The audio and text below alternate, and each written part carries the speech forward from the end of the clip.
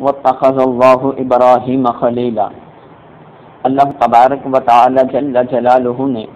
حضرت ابراہیم علی نبینا علیہ الصلوۃ والسلام کو اپنا خلیل بنایا۔ سامعین محتشم، حضرت ابراہیم علی نبینا علیہ الصلوۃ والسلام کو اللہ تبارک و تعالی جل جلالہ نے اس وقت اس دنیا میں جلوہ گر فرمایا کہ جب نمرود کی سلطنت پوری روئے زمین پر تھی اور اس نے خدائی کا دعویٰ کر دیا تھا۔ مورخین فرماتے ہیں کہ اس روئے زمین پر 4 ایسے بادشاہ گزرے ہیں کہ جن کو اللہ تعالیٰ نے پوری روئے زمین کی بادشاہی عطا کی تھی۔ ان میں سے 2 مسلمان تھے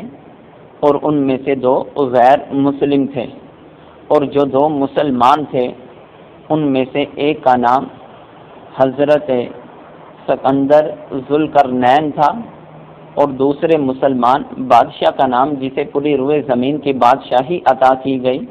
وہ حضرت سلیمان علی نبینا علیہ السلام تھے۔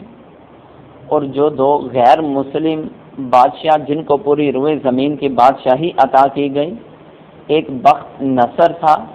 اور دوسرا غیر مسلم پوری روئے زمین پر بادشاہی کرنے والا نمرود تھا۔ تو نمرود کو اللہ تبارک و تعالی جل جلالہ نے اس نعمت سے نوازا تھا کہ اسے اللہ تعالی نے پوری روئے زمین کی بادشاہی عطا کی ہوئی تھی، لیکن حق تو یہ بنتا تھا کہ جب اللہ تعالی نے اس کو یہ بادشاہی کی نعمت سے نوازا تو وہ اپنے رب کا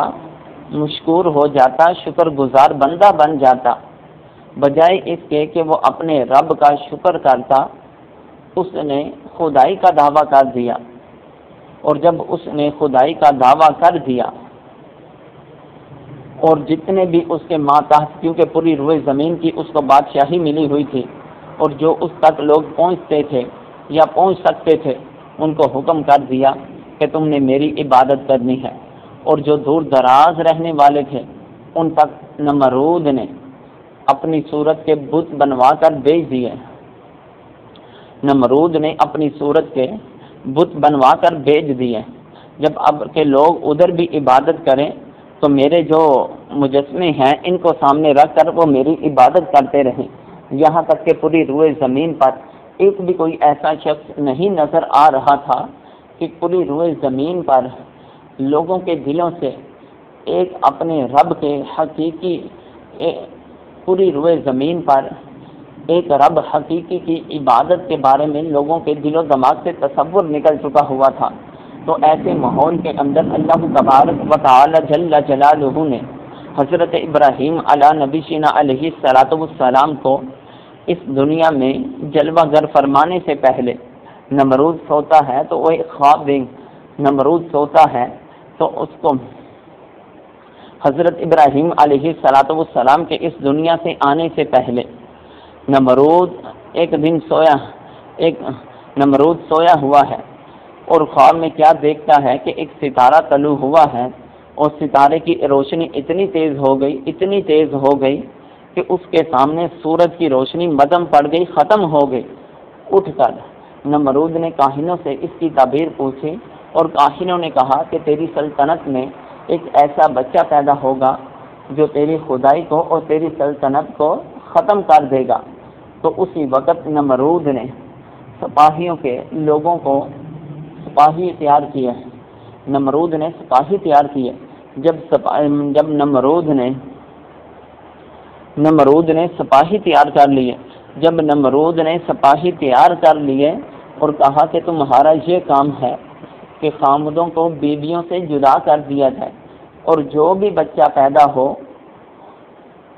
کہا بچہ ماں کے بطن میں آ چکا ہے کہ نہیں آیا، کہا کہ نہیں آیا ابھی تک، کہا کہ تمام کے تمام جو میاں اور بیوی ہیں،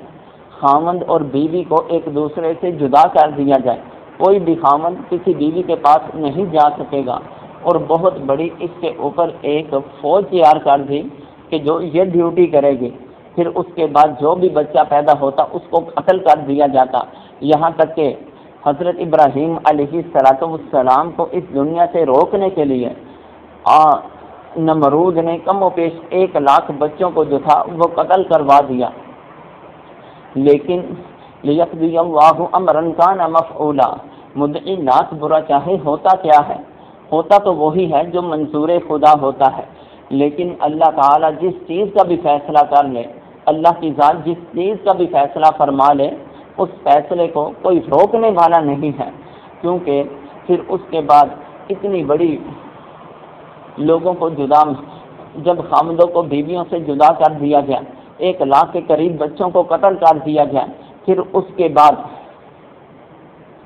اس کے باوجود بھی حضرت ابراہیم علیہ السلام اپنی والدہ محترمہ کے بطن اطہر میں آتے ہیں، اور جب آپ بطن اطہر میں آئے تو کاہنوں نے پھر نمرود کو حکم دیا کہ اب وہ بچہ حمل کی صورت میں اپنی ماں کے بطن میں آ چکا ہے۔ حضرت ابراہیم علیہ السلام کی والدہ محترمہ جو عمر میں کم تھی اور پتہ نہیں چلتا تھا کہ یہ حاملہ ہیں یا نہیں، تو اس وقت جب آپ کی ولادت کا وقت قریب ہوتا ہے، آپ کی والدہ محترمہ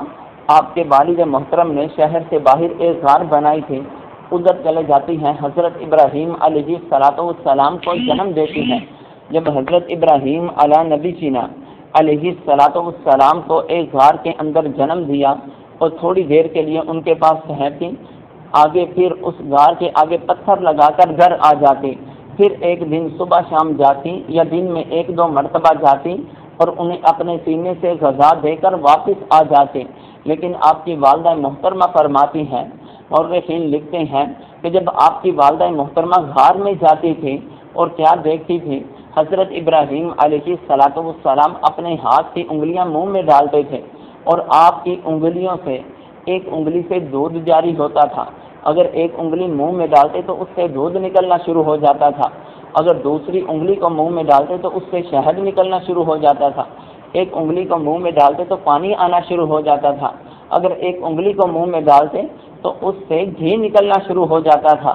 گویا کہ آپ بھی ذرا تصور کریں کہ ایک چھوٹا سا جو بچہ ہوتا ہے اسے 5-10 منٹ کے بعد جو ہے وہ خوراک کی 5-10 منٹ آدھے گھنٹے کے بعد خوراک کی ضرورت ہوتی ہے، اس لیے ماں مسلسل اس کے سر پر اس کے پاس رہتی ہے، بچہ ماں کے پاس رہتا ہے، لیکن اس طرح چھوڑنا اور پھر چھوٹے بچے کو بھوک نہ لگنا، اس کے بارے میں مورخین نے یوں فرمایا ہے۔ اور آپ کی جو بڑھوتی تھی کہ سال میں جتنا بچہ بڑا ہوتا تھا، حضرت ابراہیم علیہ السلام 1 مہینے میں اتنے بڑے ہو جاتے تھے۔ آپ نے کم و بیش 13 سال کی عمر جو تھی، کم و بیش 13 یا 15 سال کی عمر اس غار کے اندر گزاری۔ آپ کی والدہ محترمہ ایک مرتبہ آپ کے پاس آئیں، آپ کی والدہ محترمہ آپ کے پاس آئیں اور آپ نے حکم اپنی والدہ محترمہ کو توحید کی، تبلیغ کی اور کہا کہ ربی، مجھے پالنے والا کون ہے، میرا رب کون ہے؟ ماں نے کہا بیٹا میں تیرا رب ہوں، میں تیری رب ہوں۔ تو حضرت ابراہیم علیہ السلام نے کہا ماں بتا تو صحیح پھر تیرا رب کون ہے؟ تو اس کی ماں کہنے لگی کہ میرا رب تیرا باپ ہے۔ فرمایا بتاؤ کہ میرے باپ کا رب کون ہے؟ تو ماں نے کہا کہ بیٹا خاموش ہو جا، اب اس سے آگے سوال نہیں کرنا ہے۔ تو حضرت ابراہیم علیہ السلام کی والدہ محترمہ غار سے اٹھ کر گھر جاتی ہیں اور اپنے شوہر کو جا کر بتاتی ہے کہ وہ بچہ کہ جس کی وجہ سے لاکھوں کی تعداد میں بچوں کو قتل کیا جا رہا ہے، شوہر کو بیوی سے جدا کیا جا رہا ہے، وہ بچہ اس دنیا میں آ چکا ہے اور وہ ہمارا ہی بچہ ہے۔ حضرت ابراہیم علیہ السلام 13, 15, 17 سال کی عمر میں جب غار سے باہر تشریف لاتے ہیں، فلما جن علیہ اللیل رأى کوكبا، رات کا اندھیرا چھا جاتا ہے، آسمان پر ستارے طلوع ہوتے ہیں، تو کچھ لوگ ستاروں کی پوجا کر رہے ہوتے ہیں۔ تو حضرت ابراہیم علیہ السلام نے لوگوں کو ستاروں کی پوجا کرتے ہوئے کہا، ان کو پھر ان کے حضرت ابراہیم علیہ السلام نے لوگوں کو ستاروں کی پوجا کرتے ہوئے کہا ھذا ربی، یہ میرا رب ہے، یعنی یہ ستارے ہمارے رب ہیں، کیا ہم ان ستاروں کی عبادت کریں؟ تو پھر اس کے بعد فلما افلا، جب وہ ستارہ غروب ہو گیا، فرمایا قال لا احب الآفلین، میں تو غروب ہونے والوں کو پسند کرتا ہی نہیں ہوں۔ ارے جو غروب ہو جائے وہ تو خدا ہو نہیں سکتا۔ پھر اور آگے بڑھتے ہیں کہ ایک چمکتا ہوا چاند دکھائی دیتا ہے۔ فلما رأى القمر بازغا، آپ نے چمکتے ہوئے چاند کو دیکھا اور لوگ اس کی عبادت میں مشغول ہیں۔ حضرت ابراہیم علیہ السلام نے پوچھا کہ ھذا ربی، یہ میرا رب ہے۔ تو اس وقت جب چمکتا ہوا چاند بھی صبح کے وقت غروب ہو، فلما افلت قال یا قوم، فلما رأى القمر بازغا قال ھذا ربی فلما افل قال لئن لم يهدني ربي لأكونن من القوم الضالين، اگر میرا رب مجھ کو ہدایت نہ دیتا تو ضرور میں بھی گمراہ ہو جاتا، اور میں اس چاند کو بھی اپنا خدا نہیں مانتا ہوں کہ یہ بھی غروب ہو جاتا ہے۔ پھر جب صبح کی روشنی آتی ہے، فلما رأى الشمس بازغة، جب چمکتے ہوئے سورج کو دیکھا، کہا ھذا ربی ھذا اکبر، یہ تو اس ستاروں اور چاند سے بھی زیادہ بڑا ہے، یہ میرا رب ہے۔ فلما افلت، پھر جب سورج بھی غروب ہو جاتا ہے، آپ نے کہا یا قوم انی بریء مما تشرکون، اے میری قوم میں بیزار ہوں اس چیزوں سے کہ جو تم رب کے ساتھ شریک ٹھہرا رہے ہو۔ میں تو نہ ستارے کو خدا مانتا ہوں، نہ تو میں چاند کو خدا مانتا ہوں، نہ تو میں سورج کو خدا مانتا ہوں۔ اگر میں خدا مانتا ہوں میں کس کی عبادت کروں گا؟ میں اپنے چہرے کو کس کے سامنے جھکاؤں گا؟ انی وجہت وجہی للذی فطر السماوات والارض حنیفا وما انا من المشرکین، میں تو اپنا چہرہ اس ذات کے آگے جھکا دوں گا کہ جس نے آسمانوں اور زمینوں کو پیدا کیا ہے، جو مائل بحق ہے، میں مشرکین میں سے نہیں ہوں۔ اس طرح آپ نے سب سے پہلے اپنی ماں کو ایک اللہ کی دعوت کی طرف بلایا، ایک اللہ کے حکم کی طرف پیغام پہنچایا، پھر ستاروں کو خدا ماننے والوں کو ان کا جو ستاروں کو خدا مانتے تھے ان کا رد کر دیا، جو سورج کو خدا، جو چاند کو خدا مان کر ان کی عبادت کر رہے تھے ان کو بھی رد کر دیا، پھر سورج کو خدا مان کر جو اس کی پوجا کر رہے تھے ان کا بھی رد کر دیا۔ پھر اس کے بعد ہوتا کیا ہے؟ حضرت ابراہیم علیہ السلام جب اپنے گھر میں آتے ہیں، حضرت ابراہیم علیہ السلام کے چچا جن کا نام آصر تھا، اور وہ اپنے ہاتھ سے بت بناتے تھے، اور بت بنانے میں اللہ تعالیٰ نے ان کو بڑی مہارت عطا کی تھی۔ ایسا بت بناتے تھے کہ ادھر کوئی بھی ان کی طرح صفائی میں بت بنانے پر کوئی اتنی صلاحیت رکھتا ہی نہیں تھا۔ تو آپ کے چاچا نے حضرت ابراہیم علیہ السلام کو کہا کہ یہ ایک بت پکڑو اور اسے لے جاؤ اور بازار میں جا کر اس کو فروخت کرو، کیونکہ میرے ہاتھ کے جو بت بنے ہوتے ہیں لوگ اسے بہت پسند کرتے ہیں اور بڑی زیادہ قیمت دے کر اس کو خریدتے ہیں۔ حضرت ابراہیم علیہ السلام کو لوگوں کو بھی ایک بتوں کی عبادت سے تبلیغ کرنے کا کہ لوگ بتوں کو خدا مانتے تھے، لوگوں کے سامنے بھی اس چیز کا رد کرنے کے لیے آپ بت پکڑتے ہیں، گھر سے باہر نکلتے ہیں اور اس بت کے گلے میں رسی باندھ کر اپنے سامنے گھسیٹتے جا رہے ہیں اور آواز لگاتے ہیں میں یشتری، کون اس کو خریدے گا، ما لا ينفع ولا يضره، ما لا ينفع ولا يضر شيئا، کون ایسے بت کو خریدے گا جو نہ کسی کو نفع دے سکتا ہے اور نہ کسی کو نقصان پہنچا سکتا ہے۔ اس طرح راستے میں اگر کوئی نہر آتی، حضرت ابراہیم علیہ السلام نے اس بت کو گلے سے باندھا ہوا تھا جس کو لوگ خدا مانتے تھے، لوگوں کے خدا کو گلے سے باندھ کر گلی میں گھسیٹتے جا رہے ہیں اور اونچی اونچی آواز سے لگا رہے ہیں میں یشتری ما لا يضر ولا ينفع شيئا، کون اس کو خریدے گا جو کسی کو نہ کچھ فائدہ پہنچا سکتا ہے نہ کوئی نقصان کسی کو کچھ پہنچا سکتا ہے۔ راستے میں آتے اور اس کو پانی کے اندر دبو کر کہتے اشربی، پانی پی لے، پانی پی لے۔ لوگ حضرت ابراہیم علیہ السلام کی چھوٹی عمر دیکھتے ہوئے کہتے کہ یہ بچہ ہے، جس کی وجہ سے بچہ سمجھ کر حضرت ابراہیم نبینا علیہ السلام کی طرف دیکھ کر مسکراتے اور کہتے کہ یہ بچہ ہے، اسے کچھ علم نہیں۔ یہاں تک کہ حقیقت میں حضرت ابراہیم علیہ السلام لوگوں کو بتانا چاہ رہے تھے کہ یہ جو بت ہے یہ دیکھو کہ یہ خود تو ایسے ہیں کہ جو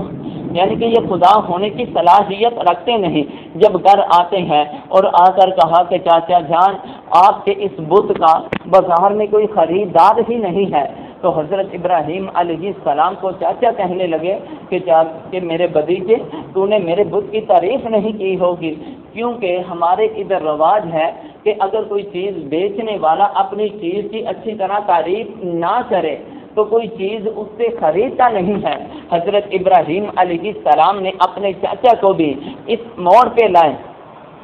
ایک رب کی دعوت کی طرف۔ حضرت ابراہیم علیہ السلام کا انداز ہے،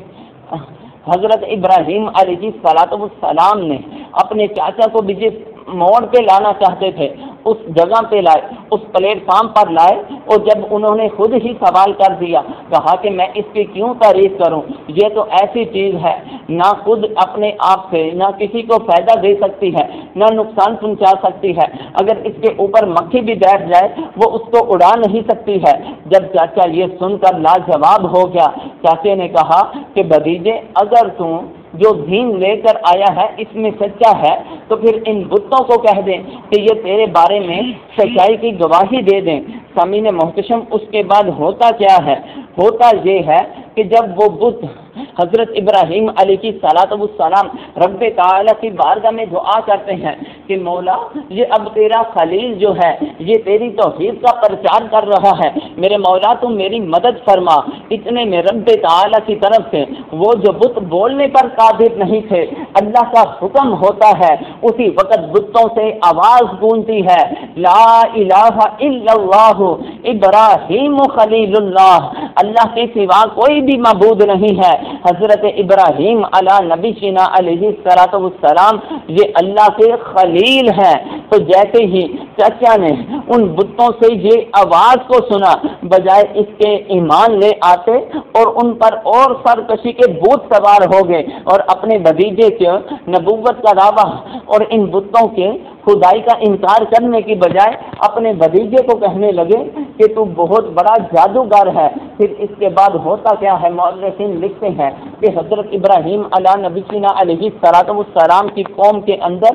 سال میں ایک دن ایسا ہوتا تھا کہ جس کو عید کا دن کہتے تھے۔ لوگ طرح طرح کے کھانے پکا کر اپنے بت خانے میں جا کر بتوں کے سامنے رکھ دیتے تھے اور خود عید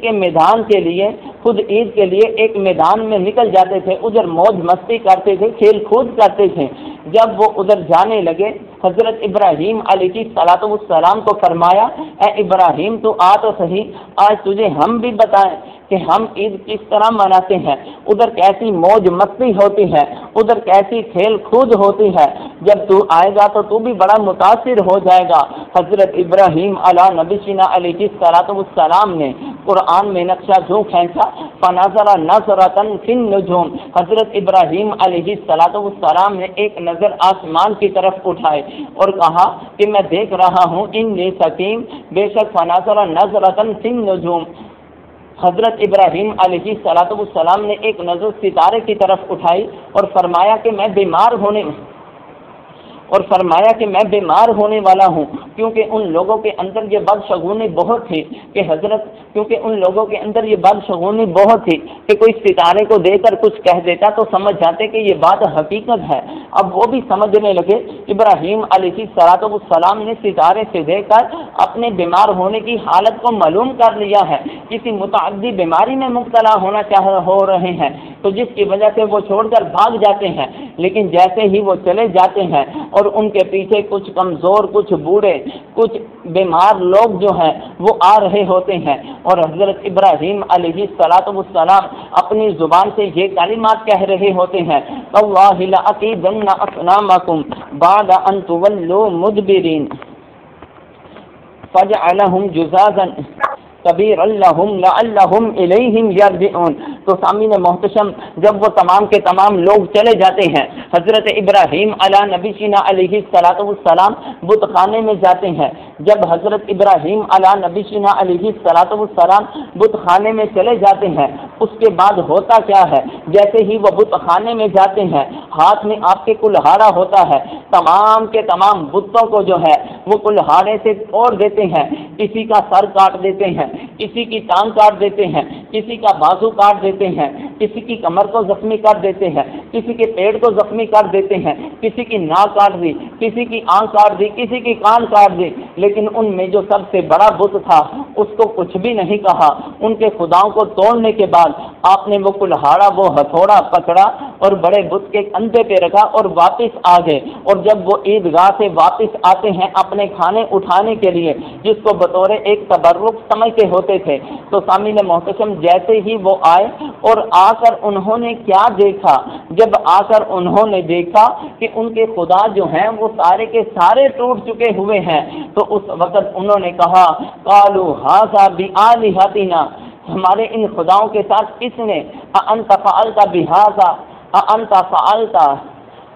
اس نے کیا ہمارے ان خداؤں کے ساتھ، وہ بہت بڑا ظالم ہے۔ تو ان میں سے ایک گروہ بولا کہ ہم نے ایک شخص کہ جس کو کہتے ہوئے سنا تھا تاللہ لأکیدن اصنامکم بعد ان تولوا مدبرین، جب یہ لوگ پیٹ پھیر کر چلے جائیں گے میں ان بتوں کا ضرور برا سوچوں گا۔ تو وہ شخص جو ہے وہ ابراہیم علی نبینا علیہ السلام ہے۔ یہ بات نمرود تک پہنچی ہے، نمرود نے اپنے سپاہیوں کو بھیجا اور لوگوں کا مجمع بھی اکٹھا کر لیا کہ لوگوں کے سامنے لوگ پریشان ہیں، عید کا دن ہے، ہر ایک کو چھٹی ہے، ہر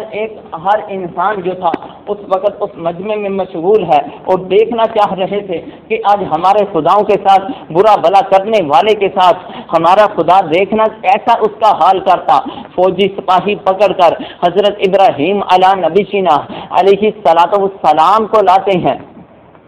حضرت ابراہیم علی نبینا علیہ السلام کو لاتے ہیں۔ جب لاتے ہیں اور تمام کے تمام سپاہیوں نے آ کر سجدہ کیا، جتنے بھی لوگ تھے نمرود کے دربار میں حاضر ہوئے سجدہ کرتے، پھر بعد میں گفتگو کرتے تھے اور آ کے سب نے سجدہ کیا، مگر ابراہیم علی نبینا علیہ السلام نے نمرود کو سجدہ نہیں کیا تھا۔ نمرود نے کہا کہ تو نے مجھے سجدہ کیوں نہیں کیا؟ اور دوسری روایت میں اس طرح آتا ہے کہ جب حضرت ابراہیم علیہ السلام کے گھر میں، کیونکہ نمرود کا یہ معمول تھا کہ جو کوئی آ کر اس کی عبادت کرتا اس کو سجدہ کرتا، نمرود اسے ہی کھانے کے لیے رزق دیتا تھا، اور جو اس کا کہنا نہیں مانتا تھا اس سے رزق کو بھی روک لیتا تھا، یہاں تک کہ حضرت ابراہیم علی نبینا علیہ السلام سے گھر سے کھانے پینے کی چیزیں ختم ہو جاتی ہیں۔ جب گھر سے کھانے پینے کی چیزیں ختم ہو گئیں تو حضرت ابراہیم علیہ السلام جو تھے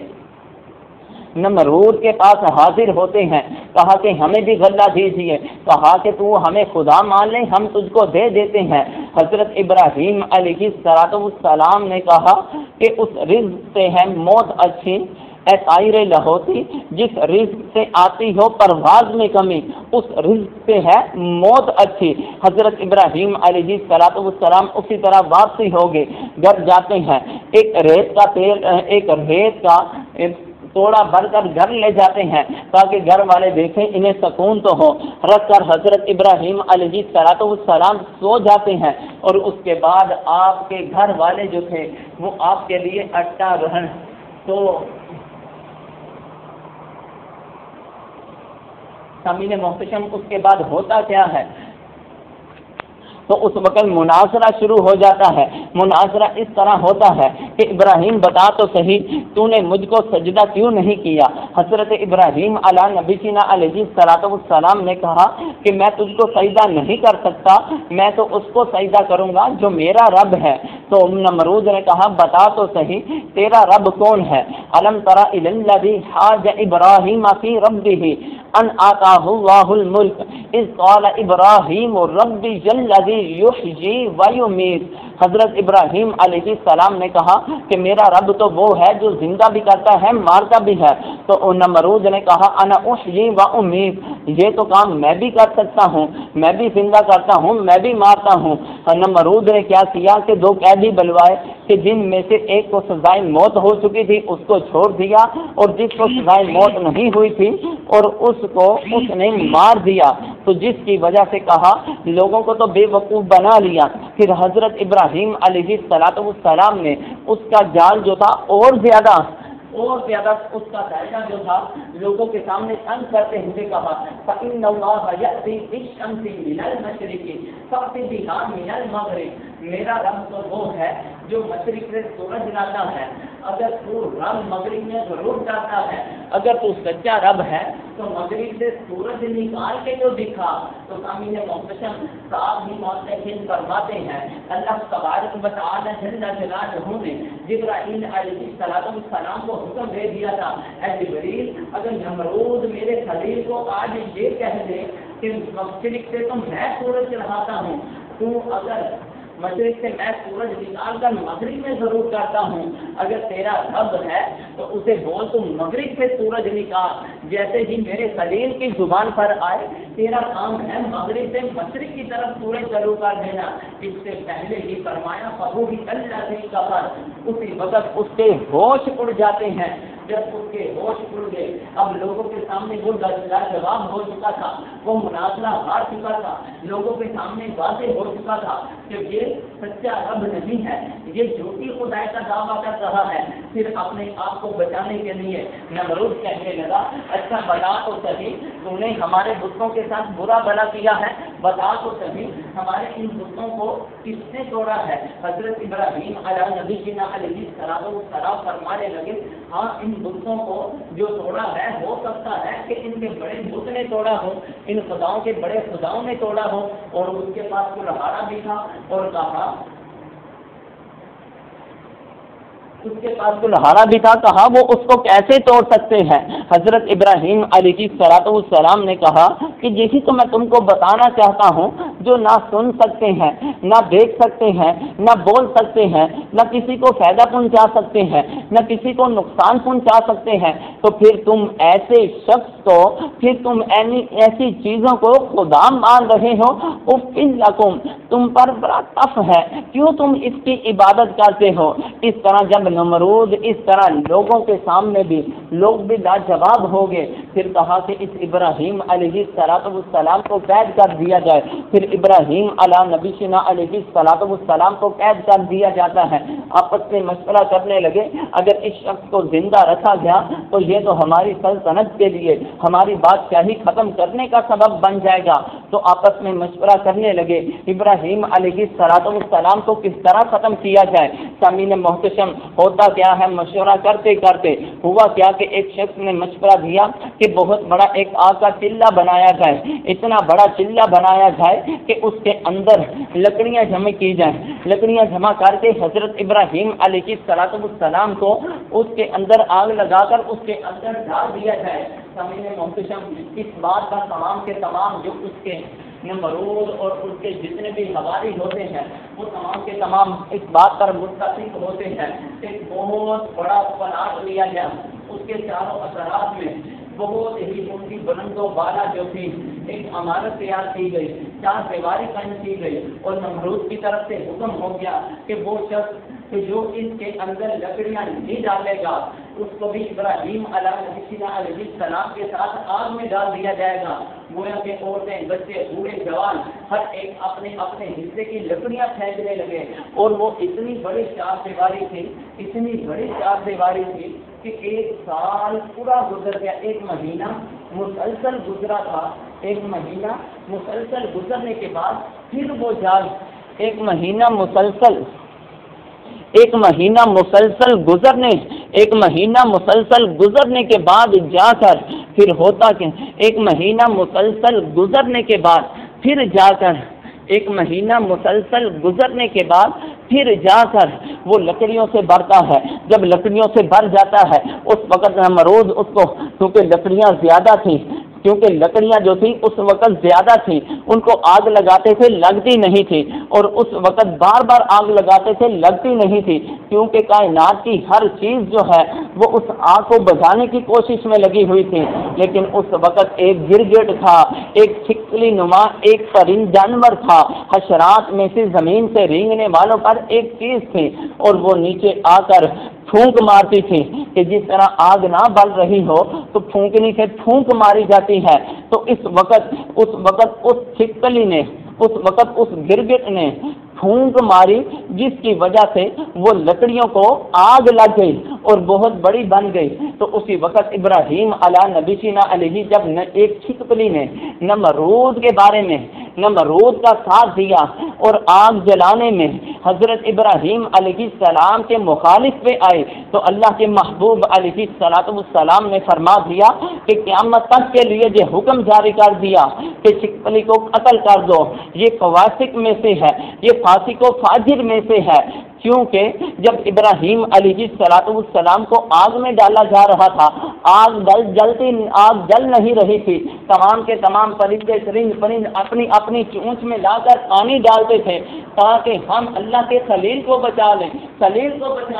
لیکن تمام میں سے ایک چھپکلی تھی جو نیچے جا کر پھونک مارتی تھی، پھونکنے کے طور پر پھونک مارتی تھی، آگ لگاتی تھی، اس کی وجہ سے آگ لگ گئی، حالانکہ وہ ایک جانور ہے، اس نے اللہ کے خلیل کے لیے مخالفت کرتے ہوئے نمرود کا ساتھ دے دیا۔ تو سامعین محتشم، اللہ کے محبوب علیہ السلام نے قیامت تک یہ حکم جاری فرما دیا کہ جہاں کہیں بھی تم چھپکلی کو دیکھو، اپنے گھر میں چھپکلی کو دیکھو، اسے ہی مار دو، کیونکہ جو بندہ یہاں تک کہ اگر تم ایک ضرب میں اس کو مارو گے تو تجھے زیادہ نیکیاں ملیں گی، 2 ضربوں میں مارو گے تجھے کم نیکیاں ملیں گی، اس سے پھر نیکیاں کم ہوتی جائیں گی۔ مطلب کیا کہ اس نے اللہ کے خلیل کی مخالفت میں